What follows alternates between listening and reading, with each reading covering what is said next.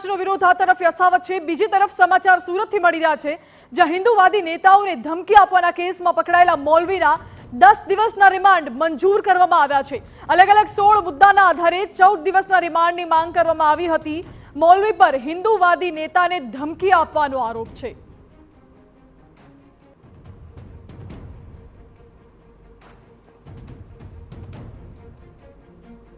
महत्वનું છે કે સુરતમાંથી હિન્દુવાદી નેતા ઉપદેશ રાણાને ધમકી આપનાર મૌલવી સોહેલ ટિમોલની ક્રાઇમ બ્રાન્ચે ધરપકડ કરી છે।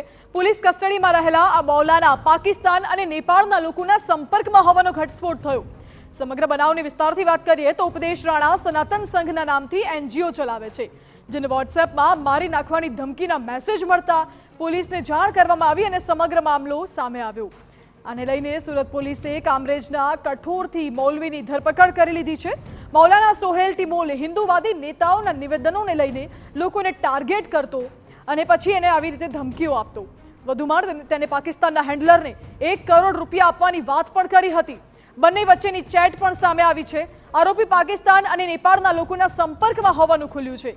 એટલું જ નહીં, તે પાકિસ્તાનથી બંદૂક પણ મંગાવવાનો હતો। જી હા, આ ઇસમો વાત કરવા માટે લૂડો ગેમમાં કોડવર્ડના આધારે ચેટિંગ કરતા અને આ મામલે ગૃહ રાજ્યમંત્રી હર્ષ સંઘવીએ TV9 સાથેની વાતચીતમાં મૌલવી અંગે નિવેદન પણ આપ્યું છે।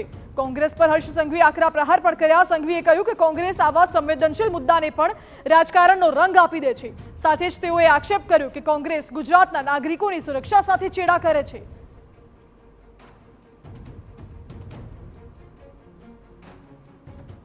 મૌલવી દ્વારા